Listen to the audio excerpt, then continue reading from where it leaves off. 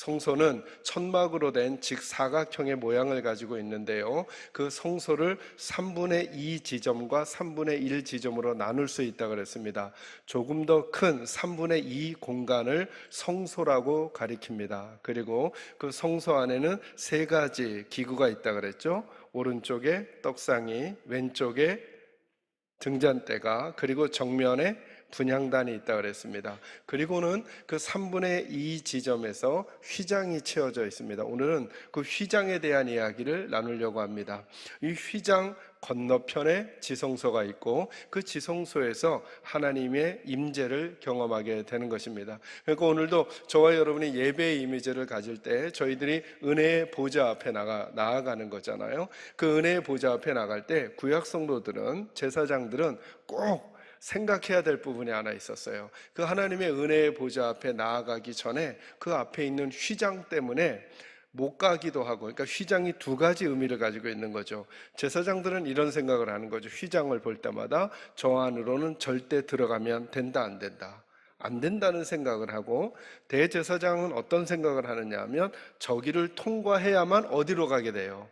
하나님 앞으로 갈 수 있게 된다는 생각을 하게 되는 거예요. 그러니까 휘장은 2가지 역할을 하고 있는 거예요. 어떤 이들에게는 막고 어떤 이들에게는 문이 되는 거예요. 그 이미지가 무엇인지를 염두에 둬 놓으시고 저와 여러분 좀 말씀 나누도록 하겠습니다. 여러분, 휘장과 관련된 성경 구절을 좀 더 보시죠. 출애굽기 26장 31절을 한번 찾아보시기 바랍니다. 읽습니다. 제가 먼저 읽겠습니다. 너는 청색, 자색, 홍색 실과 가늘게 꼰 배실로 짜서 휘장을 만들고 그 위에 그룹들을 정교하게 수놓아서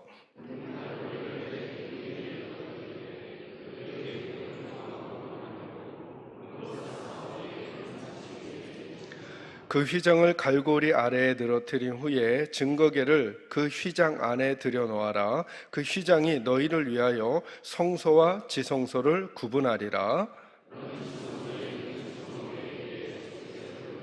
그 휘장 바깥 북쪽에 상을 놓고 남쪽에 등잔대를 놓아 상과 마주하게 할지며,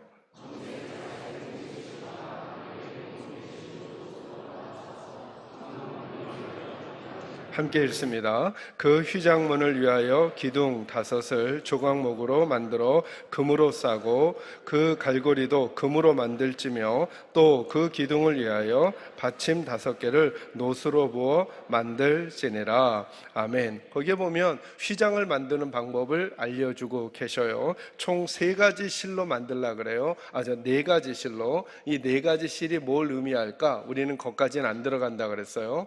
그 휘장으로 휘장을 만드는데 중요한 거 2가지만 제가 언급하려고요. 31절 끝부분에 보니까 휘장을 만들고 그 위에 무엇을 수놓으라 그래요. 그룹이 뭐죠? 여러분, 저희가 쓰고 있는 어떤 그룹이 아니고, 이 그룹은 히브리 말로 케루빔이라고 하는 건데요, 천사들을 가리켜요. 그래서 천사의 모양을 어디다가? 휘장에다가 그려놓으라고 한 거죠. 그러면 제사장들은 사역하면서 딱 쳐다보면 그 휘장에 뭐가 수놓아져 있는 걸 보게 돼요? 그룹들이 수놓아져 있는 걸 보게 되는 거예요. 그러니까 그 그룹들을 보면서 제사장들은 생각하는 거죠. 저기를 내가 통과할 수 있다, 없다? 없다. 막고 있는 느낌이 있다는 거 염두에 둬 놓으시는 거예요. 그리고 대제사장은 거기를 통과하려면 저 천사들이 있는, 그룹들이 있는 저 휘장을 통과해야만 하나님을 만날 수 있다. 왜냐하면 그곳이 은혜의 보좌와도 같기 때문입니다. 그래서 그거 하나 기억해 놓으시고요. 또 하나는 뭘 보시냐면 33절 보세요. 끝부분에 그 휘장이 너희를 위하여 어디와 어디를 뭐 하리라? 성소와 지성소를 구분할 것이다 라고 하는 말씀을 하신 것을 염두에 더 놓으시고요. 한 구절 더 보시죠. 출애굽기 다음이 레위기인데요, 레위기 16장 1절과 2절을 한번 찾아보시겠습니다. 170쪽 그어가며 읽습니다. 시작. 아론의 2 아들이 여호와 앞에 나아가다가 죽은 후에 여호와께서 모세에게 말씀하시니라. 여호와께서 모세에게 이르시되 내 형 아론에게 이르라. 성소의 휘장 안 법궤 위 속죄소 앞에 아무 때나 들어오지 말라. 그리하여 죽지 않도록 하라. 이는 내가 구름 가운데서 아멘. 거기 뭐라고 말씀하세요? 그 속죄소, 그러니까 지성소의 휘장 안쪽에는 아무 때나 들어오지 말라 이렇게 말해요. 이스라엘 지파가 총 몇 지파예요? 12지파죠. 그 중에 하나님께서 기업을 주시지 않은 지파가 있어요. 어느 지파죠? 레위 지파죠. 그래서 레위 지파를 뭐라고 말하냐면 제사장 지파예요. 여러분 재밌죠? 여러분 하나님께서 기업을 주시는 게 나아요? 안 주시는 게 나아요?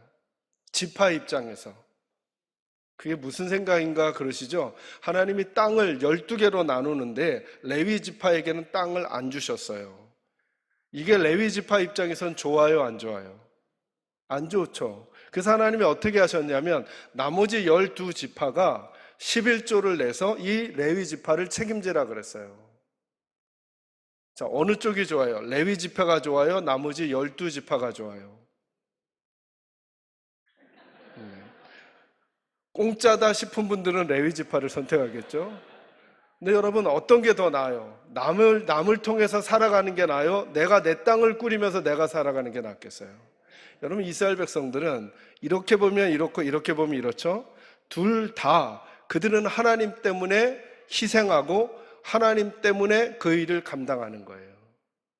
12지파가 자기들의 1년 예산의 11조를 누구를 위해서 줘야 되는 거예요?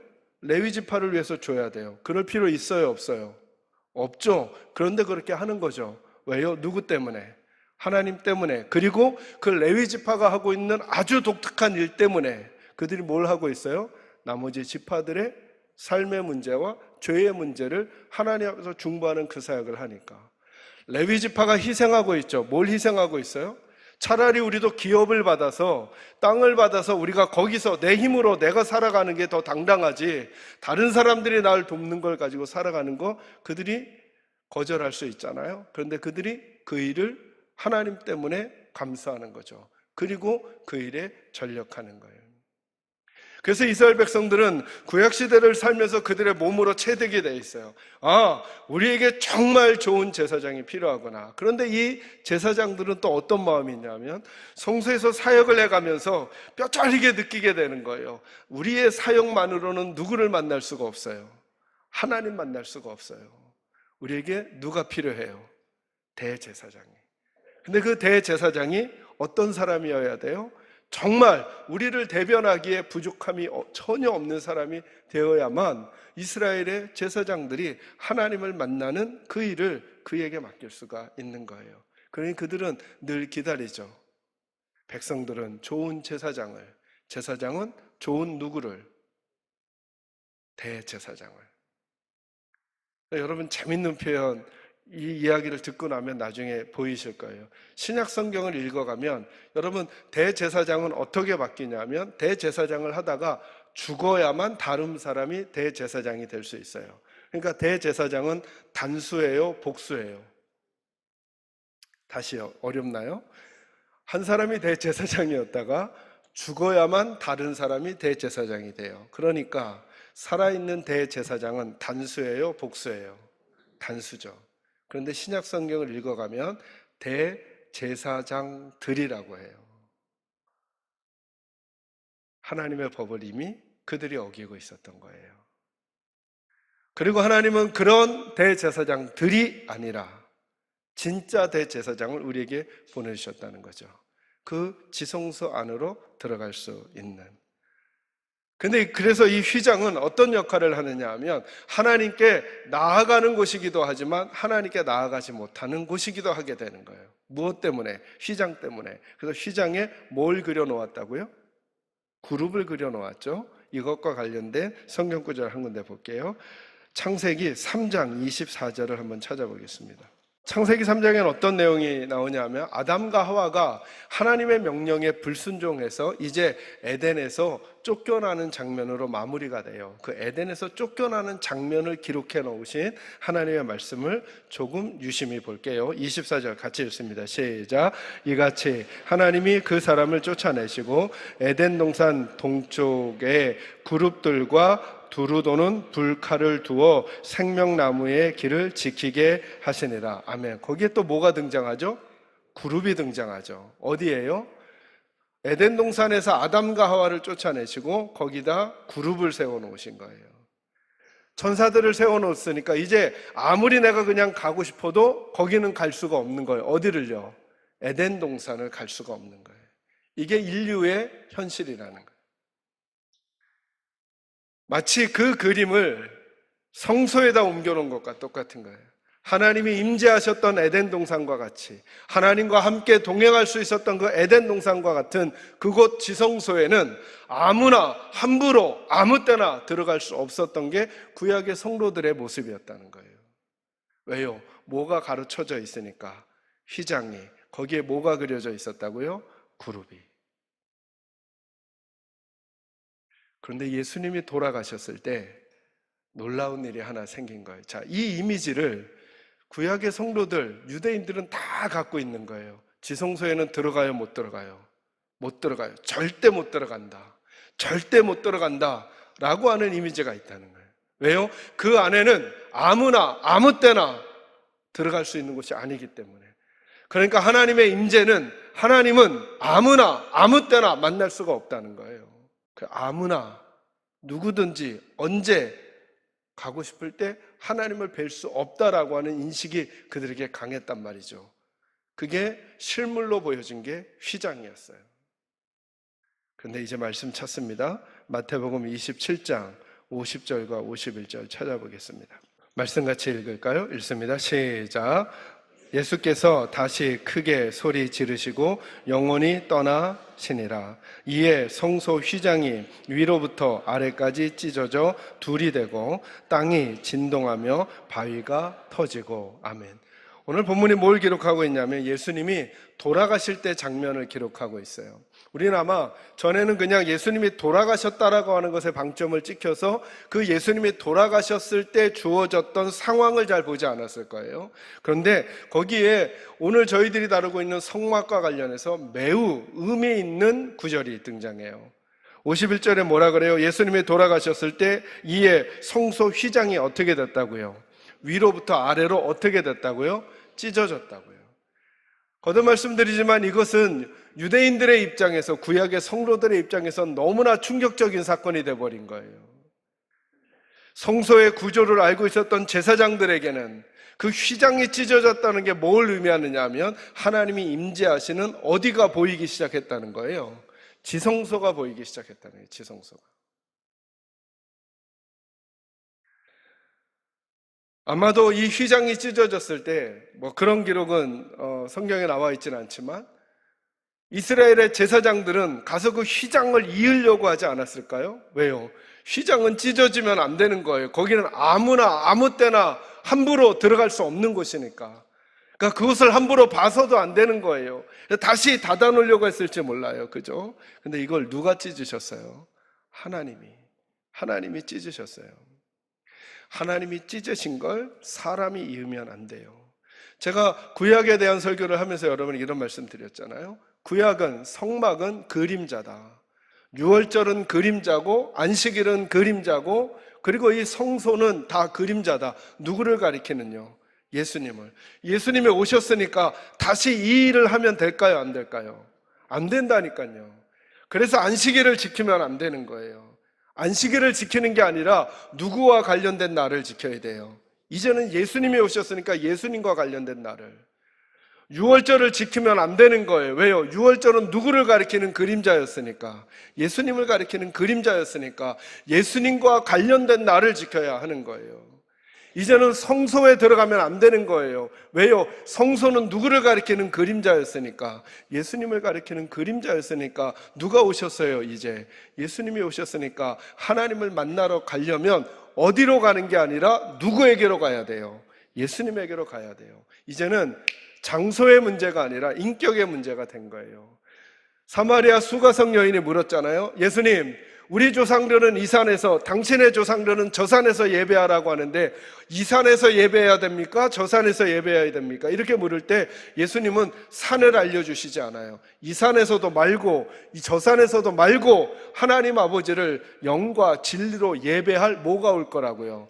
때가 올 거라고요. 그 때가 참에 예수님이 성전이 되시는 거예요. 그러니까 하나님 만나러 그리심산에 갔던 사람들이 하나님 만나러 예루살렘, 그래서 지금도 예루살렘을 바라보고 예루살렘을 향하는 것은 도리어 누구를 모독하는 일이 될까요? 여러분, 예수님이 와 계신데 자꾸 예루살렘이라는 거예요. 예수님이 와 계신데 자꾸 이스라엘이라는 거예요. 그러면 안 되죠. 이제 우리는 구원과 회복을 얻기 위하여 누구에게로 가야 돼요? 오직 예수에게로만. 왜요? 다른 것들은 그림자니까. 사랑하는 성도 여러분, 시대가 발달하고 문명이 발달하고 우리에게 커뮤니케이션 기술이 발달되면 수많은 정보들이 오가게 돼 있어요. 그 중에 무엇이 옳은지 무엇이 그른지 우리 어떻게 구분할까요? 잘생긴 사람이 말하면 맞는 말이고, 말을 유창하게 하는 사람이 말하면 맞는 말이고, 그럴듯한 영상을 보여주면 맞는 말이라고 판단할까요? 제가 늘 이런 설명 드리죠. 오직 성경만이 자이고 성경만이 매뉴얼이라고. 여러분, 이렇게 말씀하잖아요. 성막도 절기도 구약도 모두 다 그림자라고요. 누구를 가리키는? 예수님. 그런데 왜 다시 이스라엘로, 왜 다시 예루살렘으로, 왜 다시 유월절로, 왜 다시 제사로 돌아가죠? 그럴 수는 없다는 거예요. 믿으시면 아멘 하세요. 우리들의 믿음의 중심과 모든 표대는 오직 누구에게만? 예수에게만. 예수 말고 다른 이름을 언급하거나, 예수 말고 다른 방법을 언급하거나, 예수 말고 다른 길을 언급한다면 그건 더 이상 들어볼 필요도, 아무리 달콤해도 더 이상 가까이 할 필요도, 아무리 향기가 나는 것 같아도 그것을 더 이상 옆에 둘 이유가 없어요. 누구 외에는? 예수 외에는. 저는 여러분에게 오직 예수가 전부가 되시기를 주의 이름으로 축원합니다. 성경을 읽다가 못 풀겠다, 성경을 읽다가 못 이해가 되지 않겠다 생각하면 누구로만 풀면 될까요? 오직 예수로만. 저는 저와 여러분이 그렇게 되기를 주의 이름으로 축원합니다. 그때 예수님이 돌아가셨을 때 십자가에서 하셨던 일, 여러분, 우리 믿음이라는 게 뭘까요? 나의 의지가 강한 건 믿음? 아니요. 믿음이란 건 뭐냐면 하나님이 해놓으신 그 일을 내가 인정하는 거예요. 하나님이 해놓으신 일 중에 가장 중요한 일, 십자가에서 해놓으신 일이에요. 십자가에서 어떤 일을 해놓으셨을까요?